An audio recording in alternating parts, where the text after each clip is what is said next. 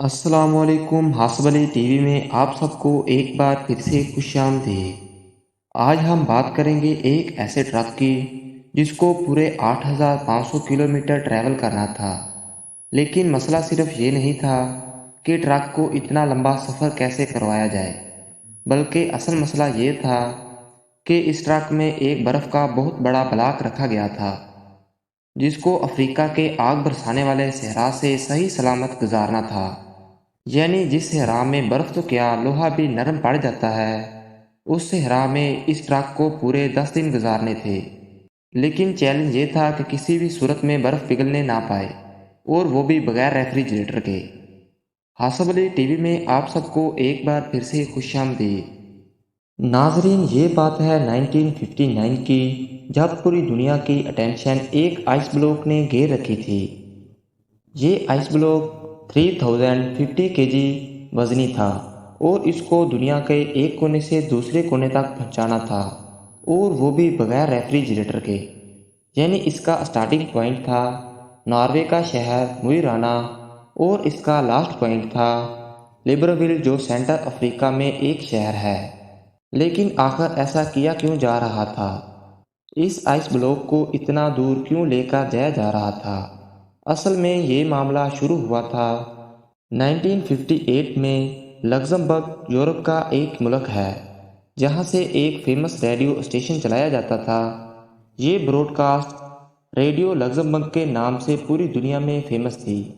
اس radio station کی طرف سے سارے سننے والوں کے لیے ایک انوکھا چیلنج رکھا گیا، اور وہ چیلنج یہ تھا کہ اگر کوئی بھی آدمی 3 ٹن وزنی آئس بلاک کو آرکٹک ریجن سے افریقہ تک لے کر جائے گا تو اس کو ایک بہت بھاری انعام دیا جائے گا۔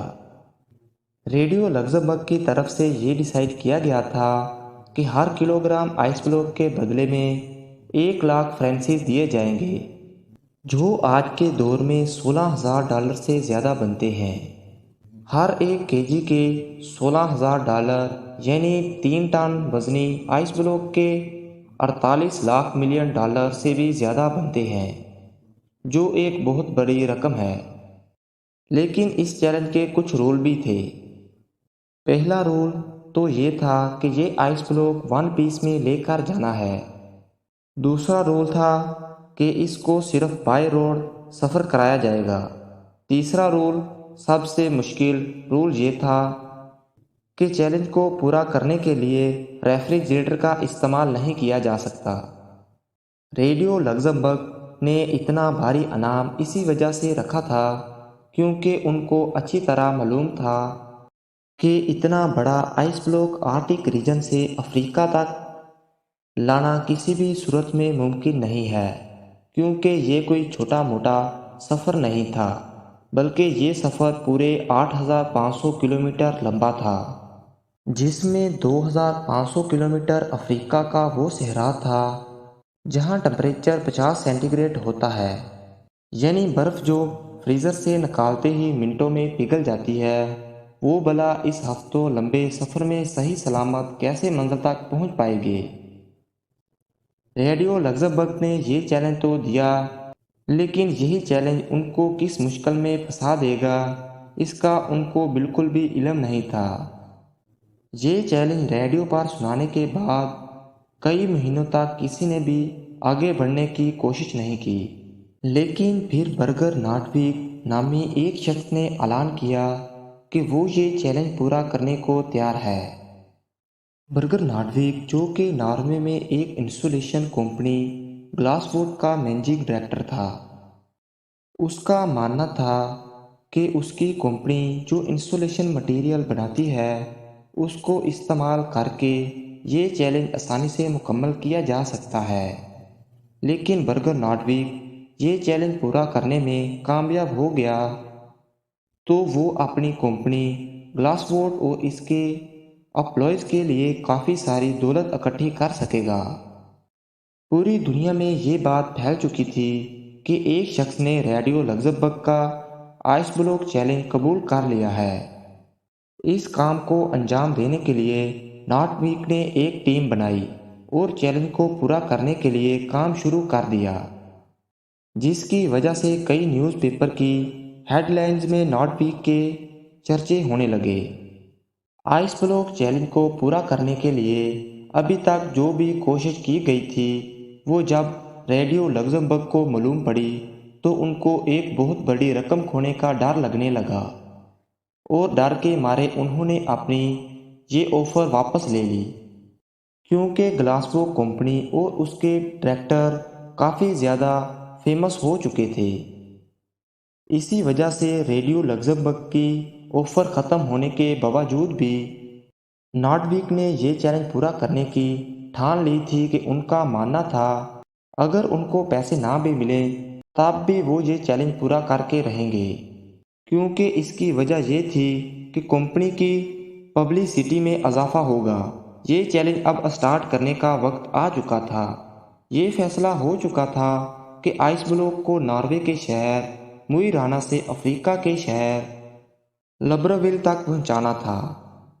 آئس بلاک کو مختلف شہر سے گزار کر افریقہ کے صحرا سے گزار کر گبون تک پہنچانا تھا۔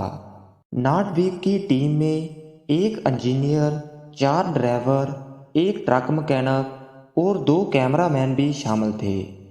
انہوں نے 3 ٹن وزنی آئس بلاک کو گلیشیئر سے کاٹنے کا فیصلہ کیا، لیکن اتنا بڑا آئس بلاک ایک ہی ساتھ اٹھانا کافی مشکل تھا، اسی لیے 200 کےجی کے آئس بلاک کاٹ کاٹ کر ہیلی کاپٹر کے ذریعے نیچے بھیجا گیا۔ نارتھ ویک اور ان کی محنت کو کافی زیادہ میڈیا اٹینشن بھی مل رہی تھی، اور اسی وجہ سے کئی کمپنیز نے نارتھ ویک کے اس چیلنج کو پورا کرنے کے لیے ان کو سپورٹ کرنا شروع کر دیا۔ شیل نے فیول کا ذمہ اٹھایا اور سکینیا نے ان کو ٹرک دیا جس میں یہ آئس بلاک رکھا جانا تھا۔ 2000 کےجی کے بلاک کو گلیشیئر سے نیچے لا کر دوبارہ فریز کیا گیا اور 3500 کےجی کا ایک سنگل بلاک بنایا گیا۔ یہ بلاک ایک خاص کنٹینر میں ڈال کر ٹرک میں لوڈ کیا گیا، جس کی سائڈوں پر ایک خاص گلاس وول سے ان کی انسولیشن کی گئی۔ اچھی طرح انسولیشن کرنے کے بعد 27 فیب 1959 کو آخر کار یہ انوکھا سفر شروع ہو گیا۔ شروعات کا سفر تو کافی آسان تھا، کیونکہ ان علاقوں میں موسم بھی کافی خوشگوار تھا اور روڈ بھی کافی ٹھیک ٹھاک تھا۔ کیونکہ یہ نیوز پوری دنیا میں پھیل چکی تھی، اسی وجہ سے یہ ٹرک اور اس کی ٹیم جس شہر سے گزرتی وہاں کے لوگ ان کا استقبال کرتے اور نعرے لگا کر ان کا حوصلہ بڑھاتے۔ جیسے جیسے ان کا سفر بڑھتا جا رہا تھا، ان کی پبلسٹی میں مزید اضافہ ہوتا جا رہا تھا۔ جب یہ ٹرک پیرس سے گزر رہا تھا تو ان کی وہاں کی پولیس نے بھیڑ والے علاقوں سے گزارنے کے لیے خاص انتظام کیا، یہاں تک کہ پیرس کے میئر نے ان کی دعوت بھی کی تھی۔ اس سفر کو 1 ہفتہ گزر چکا تھا۔ ماں سے پہنچنے پر ٹرک کو کرین کی مدد سے ایک شپ پر رکھا گیا، کیونکہ اب ان کو سمندر کا ایک بہت بڑا حصہ پار کرنا تھا۔ سمندر کے دوسرے حصے پہنچنے پر کنڈیشن بالکل علیحدہ ہو چکی تھی۔ ٹرک اب افریقہ کی زمین پر آ چکا تھا۔ یہاں دن کے وقت ٹمپریچر کافی زیادہ ہو جاتا تھا۔ نہ صرف آئس بلاک کے پگھلنے کا خطرہ تھا، بلکہ گرم ریت پر سفر کرنے سے ٹرک کے انجن کو بھی کافی زیادہ خطرہ تھا، اور ان کے ساتھ موجود گروہ کی طبیعت بگڑنے کا بھی خوف منڈلا رہا تھا۔ ان سارے خطروں کے علاوہ ٹرک کی سیکیورٹی کا بھی خطرہ تھا، کیونکہ جس صحرا سے وہ گزر رہے تھے اس علاقے میں جنگ چل رہی تھی، اور فریڈم فائٹر کے لوگ پہاڑوں میں چھپے بیٹھے تھے۔ وہ لوگ اپنی باتیں منوانے کے لیے ٹرک اور اس کے ساتھ موجود لوگوں کو ہوسٹیج بھی بنا سکتے تھے۔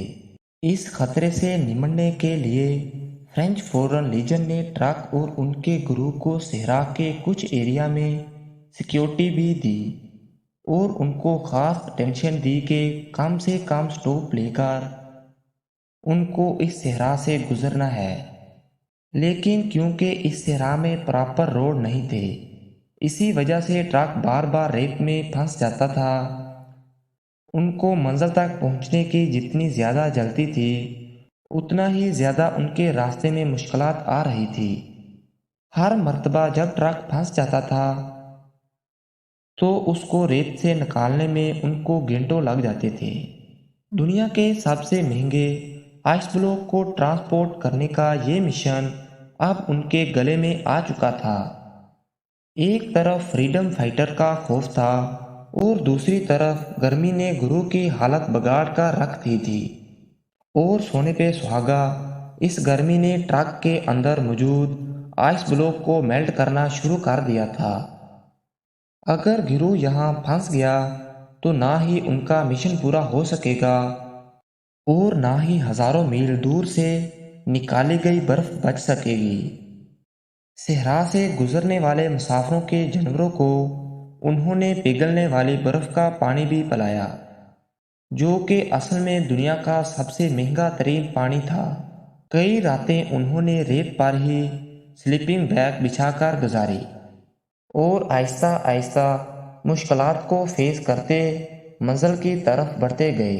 آخر کار وہ اس صحرا کو پیچھے چھوڑنے میں کامیاب ہو گئے اور اب ان کی منزل کافی زیادہ قریب تھی۔ پورے 28 دن کے سفر کے بعد ٹرک ان کی ٹیم اور بچا ہوا آئس بلوک لبرول پہنچنے میں کامیاب ہو گیا تھا۔ لبرول پہنچنے پر ان کا بھرپور استقبال کیا گیا، لیکن سب کو صرف ایک بات جاننی تھی کہ 28 دن کے سفر اور مشکل ترین کنڈیشن سے گزرنے کے بعد آخر کار کنٹینر میں کتنی برف بچی ہے۔ حیرت انگیز دور میں جب ٹرک کنٹینر کھولا گیا تو اس کے اندر کا منظر دیکھ کر یقین کرنا مشکل تھا۔ جی ہاں، ناروے سے نکلتے وقت آئس بلوک 3500 kg کا تھا، لیکن 28 دنوں کے بعد مشکل ترین سفر کے بعد حیرت انگیز طور پہ آئس بلوک کا وزن 2714 کلو گرام تھا۔ صرف 11% یعنی 336 kg آئس بلوک راستے میں پگھل چکی تھی اور باقی سارا آئس بلوک ون پیس میں موجود تھا۔ بے شک ریڈیو لگزمبرگ اپنی آفر سے پیچھے ہٹ چکا تھا، لیکن پھر بھی یہ چیلنج پوری طرح سے کامیاب ہوا اور یہ برف توڑ کر گیوون کے لوگوں میں تقسیم کی گئی، جنہوں نے آج سے پہلے کبھی بھی برف نہیں دیکھی تھی۔ نارڈوک اور ان کی کمپنی کو کوئی کیش ریوارڈ تو اس وقت نہیں ملا، لیکن اس پبلسٹی نے ان کی کمپنی سیلز پر 4 چاند لگا دیے تھے۔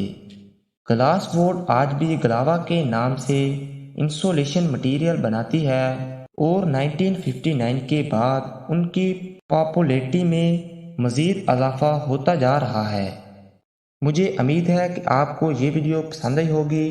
اگر آپ کو یہ ویڈیو پسند آئی ہے تو سبسکرائب کر دیں اور ساتھ ہی بیل آئیکن کے بٹن کو دبانا نہ بھولیں تاکہ نئے آنے والے ویڈیو آپ تک پہنچ سکے۔